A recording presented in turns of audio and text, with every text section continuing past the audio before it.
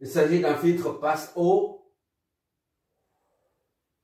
mais on n'étudie pas le filtrage pour le moment, d'accord? Parce que pour pouvoir étudier le circuit de filtrage, on doit aborder au préalable les séries de Fourier. Les séries de Fourier. D'accord? Là, pour l'instant, on n'a pas encore commencé, on n'a pas encore étudié les séries de Fourier, donc on ne peut pas étudier le système de filtrage. Mais pour anticiper un peu, je prends un filtre passe-eau. Voilà. Pour t'habituer un peu. En d'autres termes, je fais une introduction douce au système de filtrage. Mais notre boulot aujourd'hui consiste à chercher l'attention aux bornes de R1 et de R2. D'accord? Et voir le déphasage. Ainsi que l'amplitude de l'attention aux bornes de R1 et aux bornes de R2. C'est-à-dire, on va voir comment ça réagit. Les amplitudes, les tensions, ainsi qu'au courant et le déphasage. Voilà.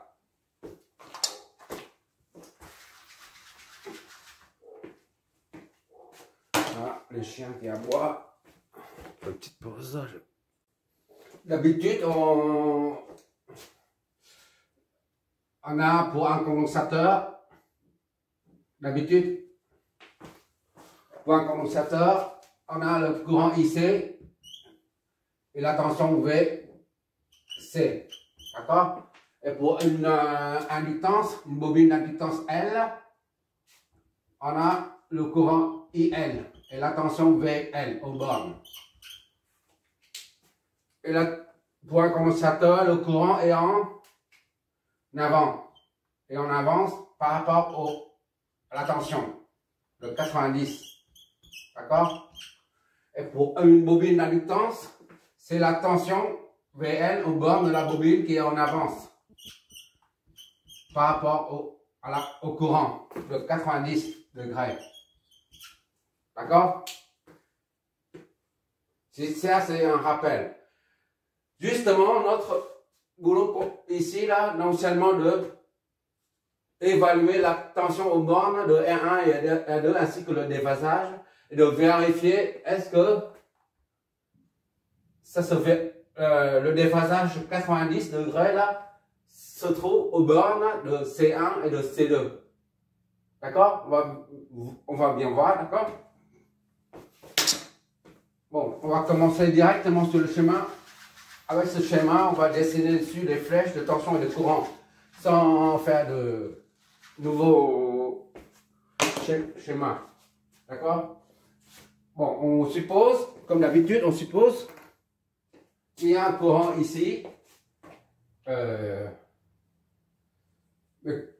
Normalement, pour étudier les déphasages, on n'a pas besoin, mais on met quand même, pour que ça devienne une habitude.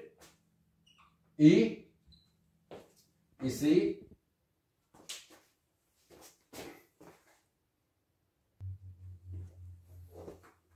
I, ici c'est I,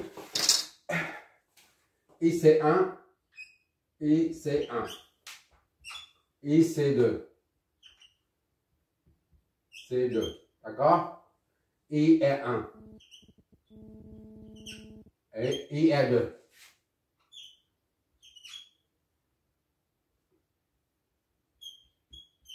R2. Pour évaluer les tensions, on n'a même pas besoin de ça. On utilise des courants. On utilise juste des ponts de diviseur de tension.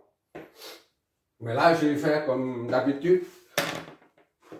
C'est une bonne habitude de flécher le courant et des tensions. D'accord? V, c'est 1. Tu verras qu'on n'aura pas besoin des courants, de tout ça. V c'est 1, V c'est 2, V c'est 2, V est 1, ici, V est 1, D'accord? Et V, ici, je mets ça comme ça.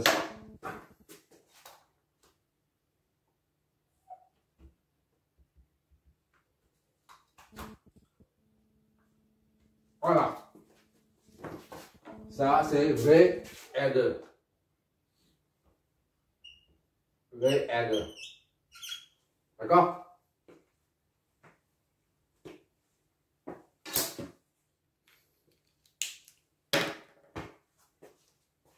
Bon, qu'est-ce qu'il faut faire? On est dans le circuit avec tous les paramètres.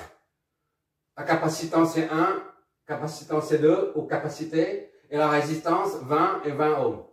Ainsi que la source de tension qui est sous forme cosinus-soïdale.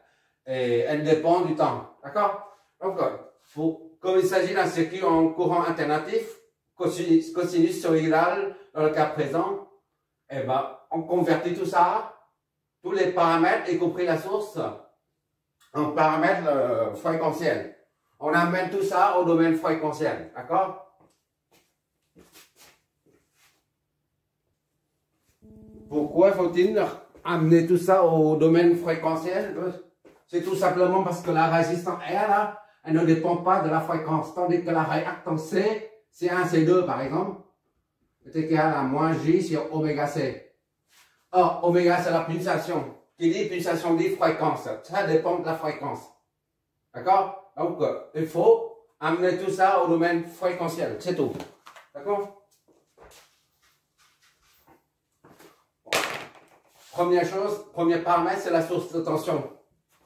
Vs là, Vst dans le domaine temporel est égal à cosinus, c'est 1 cosinus 2t plus 20.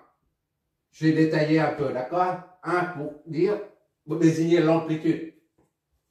Donc, en domaine fréquentiel, ça donne Vs, il n'y a pas de variable t. On prend l'amplitude, d'accord, fois 1 et la phase. La phase est 20. C'est la même chose que 1, 0, 1, 0 fois 1 et 20.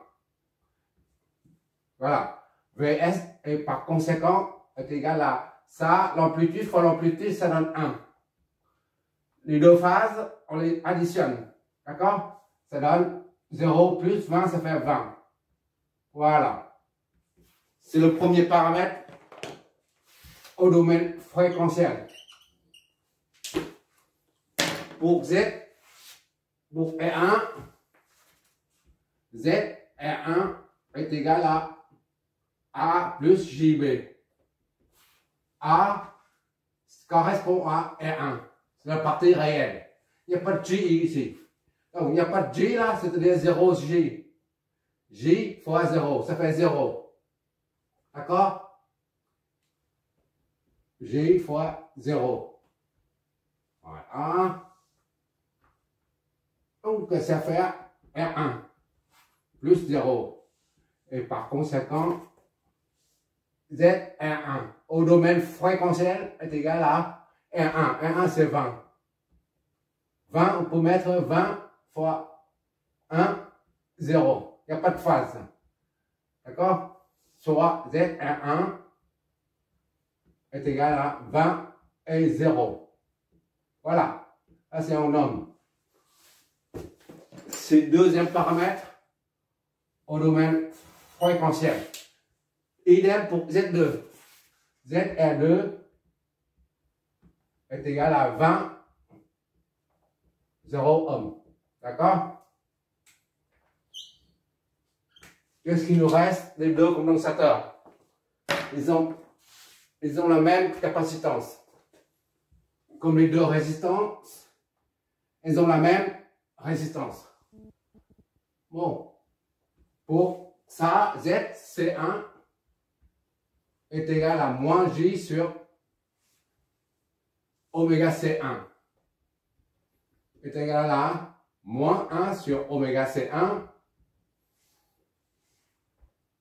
fois J. D'accord? Z 1C est égal à moins 1 sur oméga, c'est combien? Oméga ici, c'est 2. D'accord? Oméga est égal à 2 radians par seconde. 2 fois C1, C0, c'est 25 millifarads. Moins 10, moins 3, ça fait des farads. J, on remplace par 1,90. D'accord? Le nombre complexe. Tu revois les 3 premières vidéos pour savoir pourquoi ça. Bon, je reprends ici. EJ phi est égal à cosinus phi plus J sinus phi. D'accord? Et ça, pour 80. Ça, là, lorsque phi est égal à 90. J 90.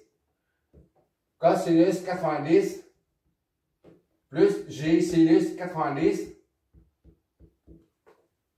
J phi, ça c'est 0, cosinus de 90 c'est 0, il reste J fois sinus c'est 1, d'accord?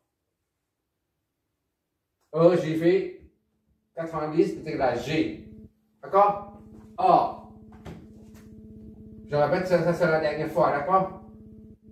J phi est égal à ça, à la face.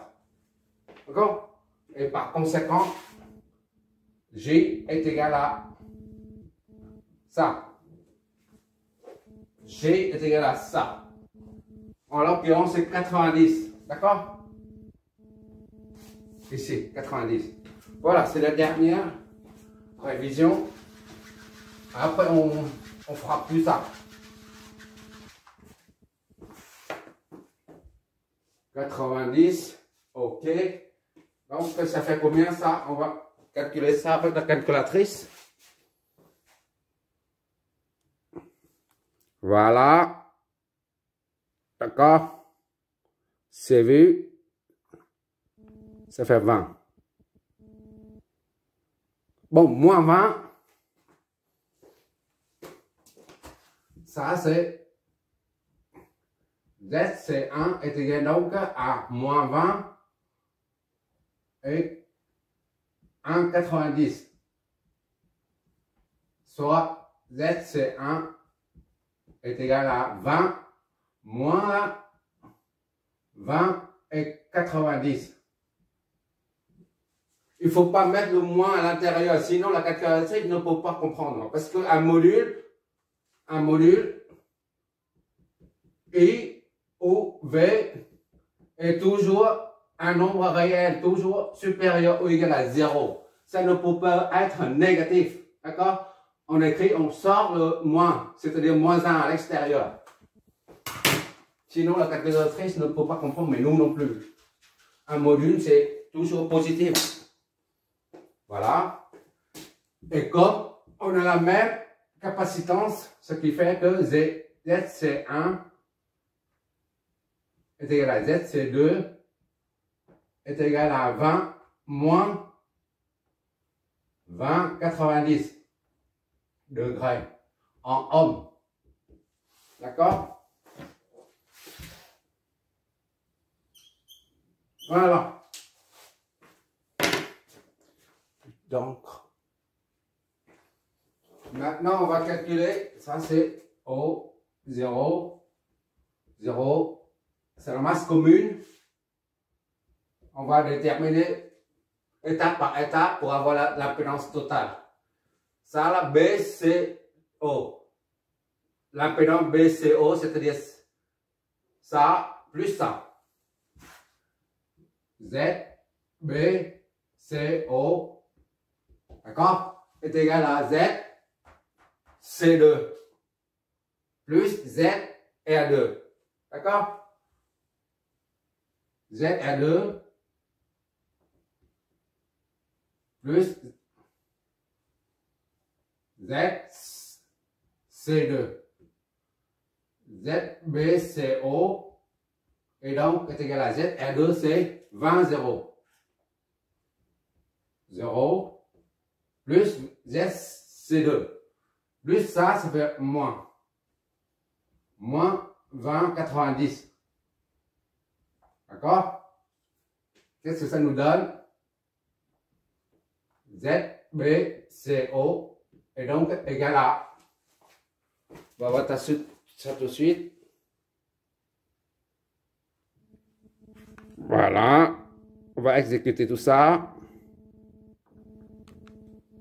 Voilà. Maintenant, il faut mettre en module efface.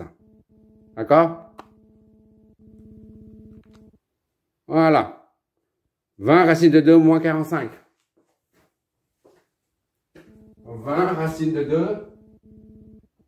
2 et moins 45 degrés. Ça, c'est en ohm. D'accord?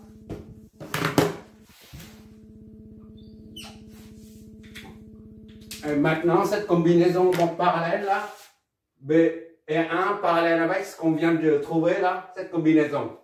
D'accord? On va appeler BO parallèle. ZBO parallèle. Voilà. Est égal à Z et 1, le produit. Z et 1,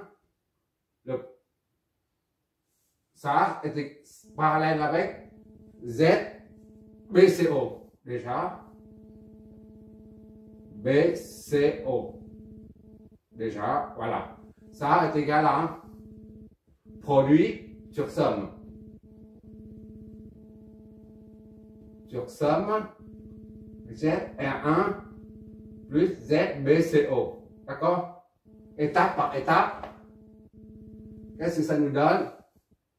ZBO parallèle est égal à Z et 1, c'est 20, 0. 20 et 0. On voit toujours. Ok, on voit toujours. Z et 1, c'est 20, 0 fois Z BCO, c'est ça. Fois ce qu'on vient juste de trouver là. Racine de 2 moins 45 degrés. D'accord? Et tout ça divisé par produit sur somme. 20, 0 plus 20 racine de 2. Bon, il n'y a plus d'encre.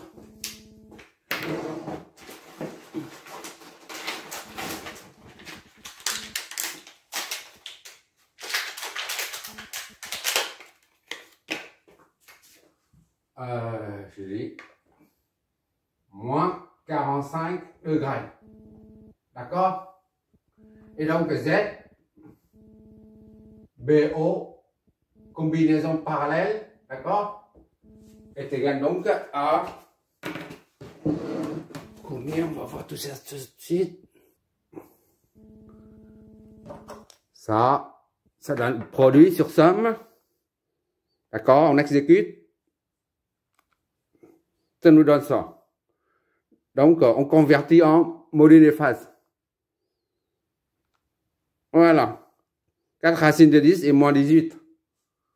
Tu peux très bien calculer, au lieu de calculer tout ça en utilisant le module, la forme polaire, au lieu d'utiliser la forme polaire du nombre complexe, tu peux très bien utiliser les opérateurs J. Le nombre imaginaire J, d'accord? 4 racines de 10. J'ai déjà dit pourquoi j'utilise cette forme. C'est pour te préparer au réseau triphasé, où il faut trouver les cosinus phi. C'est ça qui nous permet de juger sur la puissance réactive. 4 racines de 10 moins 18. 18,435 degrés. En ohm, toujours. C'est ça, hein? 4 racines de 10. Ok. Et maintenant, là, on a la combinaison parallèle là, des deux là. Maintenant, il reste que ça là. L'impédance totale, c'est-à-dire ça, Z, C1 plus ce qu'on vient de trouver. D'accord? L'impédance totale. L'impédance totale, on dit ZS. Allez. Le total, c'est ZX. C'est à la source. Donc, c'est Z, c'est 1 plus Z, B, O parallèle. Donc, Z, c'est 1, c'est moins 20, 90. On met après. Moins 20, 90. D'accord? Z, B, O, c'est ça, on met devant. 4 racine de 10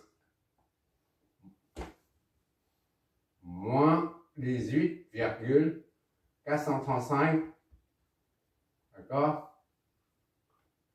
Z, B, O, plus ça, Z c'est 1. C'est-à-dire moins 20, 90. D'accord? C'est pas ce stylo alors. Je viens sortir le quête déjà. Ah oui, c'est là. C'est bon. Voilà. Qu'est-ce que ça nous donne? Le résultat précédent moins 20, 90. D'accord? On met en module efface. C'est-à-dire 12, 15. Moins 63. 12 racine de 5. Z somme est donc 12 racine de 5 moins 63 435 degrés en ohm. D'accord?